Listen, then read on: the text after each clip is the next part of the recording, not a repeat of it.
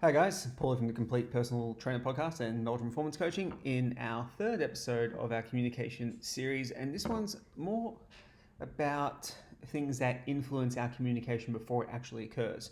So what I'm going to be talking about is our cognitive biases that influence our beliefs about the procedure, the training program, the treatment system that we are looking at, and how that actually influences our communication to our clients and therefore our results. Sorry about for the people who will watch this, the bright light behind me.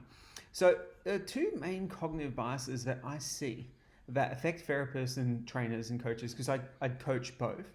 The two biggest biases that make an impact on their ability to communicate effectively with their clients, the confirmation bias and also the selection bias.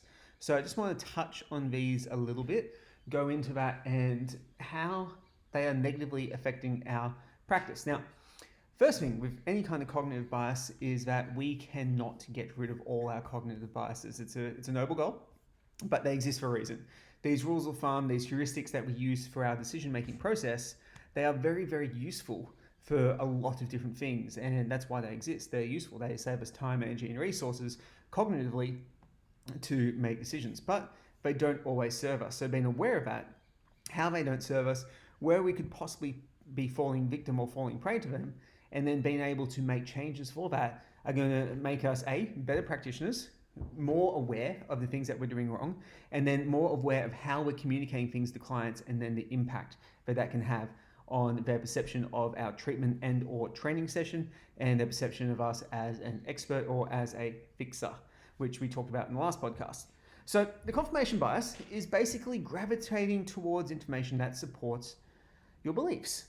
So this happens a lot of the time. This is where you see a lot of cherry picking going on. In the literature, people will look for studies that just back up what they say all the time. A lot of people have been doing this with foam rolling recently, looking for stuff that supports their use of foam rolling. Another one is caveman reasoning, I guess, which is where you think something is, maybe wrong, like, the joint's out or whatever it is, and manipulation helps improve that person, or they roll out their piriformis, for example, and then that confirms that you are right. And you've jumped to a conclusion without considering everything else that can be going on.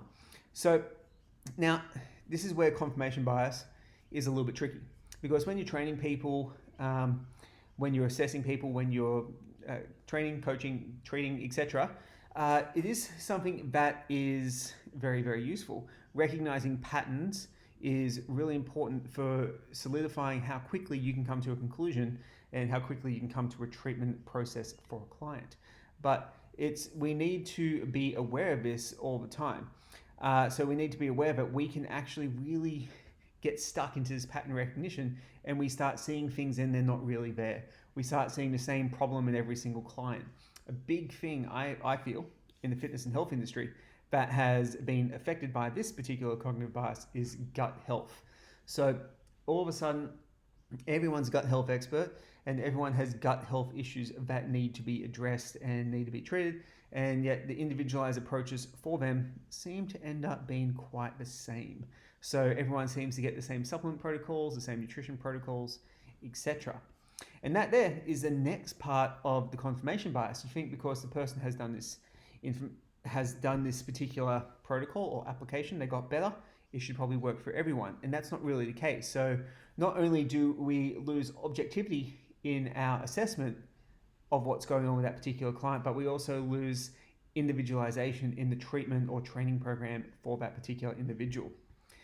The other thing that happens with the confirmation bias is you tend to discount everything that else that kind of works for people. So I've seen this with things like, it's a tool called the PH360, which is a questionnaire survey type thing, which tells you what biotype, archetype you are via questions, which I think it's absolutely inane. But anyway, there is always some value to any tool and any system. I just don't think this tool has very much. And people are starting to look at people like that, and they're trying to find information that supports that particular belief that people are like that, and that will work for them. And yet they'll ignore the fact that we know that surveys don't work for pretty much anything else. Even psychometric evaluation is heavily flawed, and there's particular influences that can come into that. they will just ignore that type of information because it's had worked for them.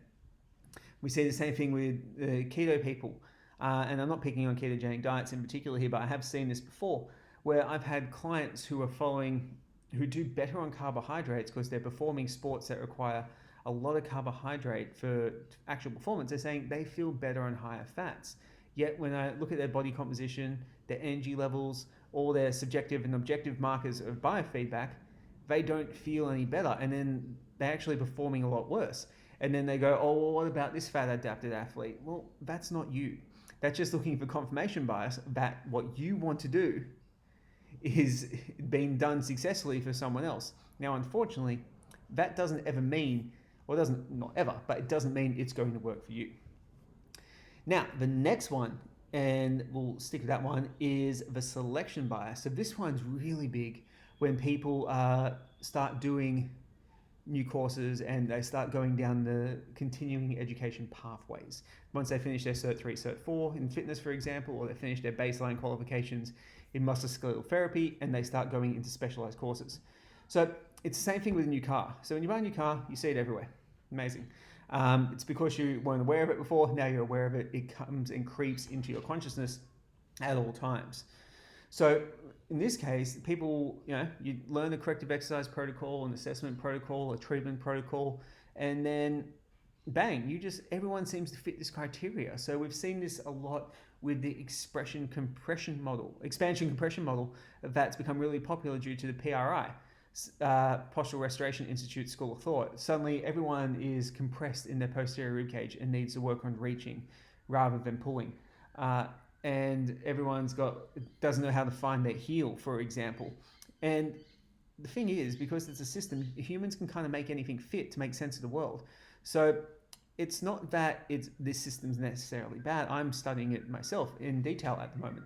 But it's the fact that when we start studying these new tools and these new systems, we start noticing these things more and more and more. So what we want to do is we want to make sure we maintain a level of objectivity for any kind of new treatment, system, programming design tool, supplement, anything basically that we look at the benefits for, and we try not to apply it to every single client.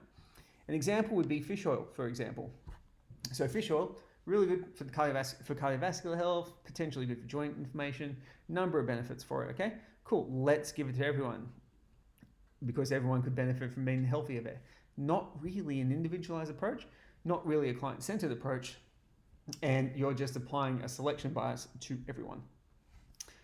So guys, how do these things influence our communication? To stick on to the main point of this series, is with the selection bias, how it influences our communication is very, very simple. Same with the confirmation bias. When we see something, we become more sure of ourselves because we've seen it, we've recognized the pattern, we start applying it to more and more people with certainty. Now, for the people that will work for, fantastic, it works.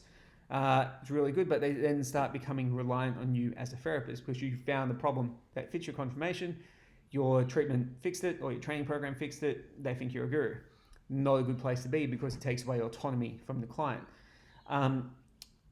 So what you want to do is when you are applying these new tools and communicating to your clients, it's more maintaining an attitude of humility and awareness that the system and your tools and your recognition of these patterns does have a limitation, and to communicate that honestly and clearly with your clients. So in our next podcast episode, I'm going to talk about how to communicate when you aren't sure about what you're doing to clients when you work with them. Thanks heaps for listening, guys. Leave a review, 5 stars at least, my God. And any questions, hit me up on social media. I'd love to chat to you. Speak soon.